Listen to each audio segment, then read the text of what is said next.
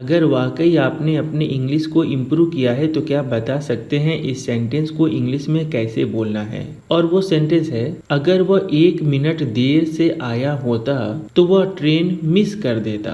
अब यहाँ मैंने एक सेंटेंस लिखा है इफ ही, फिर मैंने खाली जगह छोड़ा है और आगे मैंने लिखा है 1 मिनट लेटर ही, फिर मैंने खाली जगह छोड़ा है, आगे मैंने लिखा है ट्रेन। तो इन दो खाली जगह में आप क्या भरना चाहेंगे? क्या आप ऑप्शन ए भरेंगे जहां लिखा है would have arrived, would have missed, या आप ऑप्शन बी भरेंगे जो है had arrived, would have missed, या आप ऑप्शन 3 भरेंगे जो है वुड अराइव, वुड मिस, या आप ऑप्शन डी भरेंगे जो है अराइव्ड, वुड हैव मिस्ड।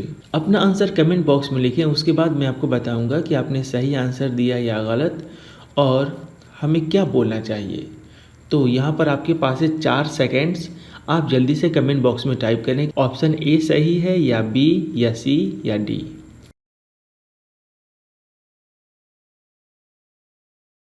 अगर आपका मानना है कि ऑप्शन बी सही है, यानी हमें कहना चाहिए if he had arrived 1 minute later he would have missed the train, तो फिर उसका आंसर सही है, यानी हमें ऑप्शन बी भरना चाहिए। अभी क्वेश्चन ये है कि हमें ऑप्शन बी क्यों भरना चाहिए, तो मैं आपको बता दूं, we use this form to talk about an imaginary situation in the past, यानी जब हम पास्ट के सेंटेंस में ऐसी बात बोलते हैं जहां हम कोई कल्पना करते हैं यानी ख्याल करते हैं, और वहां हमें कहने का मतलब होता है कि अगर कोई चीज ऐसा हुआ होता तो वैसा हो जाता, यानी बात सुनकर आपको लगेगा कि वैसा नहीं हुआ इसलिए ऐसा नहीं हुआ। तो इस तरह के सेंटेंस को बोलने के लिए आप सबसे पहले लिखेंगे इफ, फिर आप लिखेंगे हैड, फिर आप लिखेंगे वर्ब का थर्ड फॉर्म, और जो दूसरा हिस्सा है आप लिखेंगे subject would have plus verb का थर्ड फॉर्म। इसीलिए इस सेंटेंस के लिए जहाँ लिखा है अगर वह 1 मिनट देर से आया होता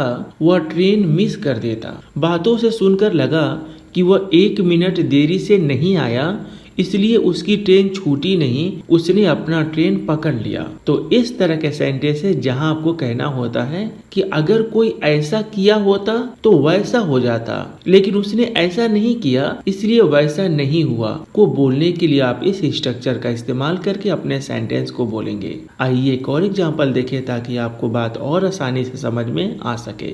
अगर वह उस बैंक में पैसा जमा किया होता तो उसका पैसा डूब गया होता, तो इस सेंटेंस के लिए आप क्या कहेंगे? आपको कहना चाहिए if he had deposited money in that bank he would have lost his money. यहाँ बात सुनकर ये मालूम हुआ कि उसने उस बैंक में पैसा नहीं लगाया और उसका पैसा नहीं डूबा, लेकिन अगर वह ऐसा किया रहता तो वैसा हो जाता, यानी अगर पैसा लगा दिया होता तो पैसा डूब गया होता।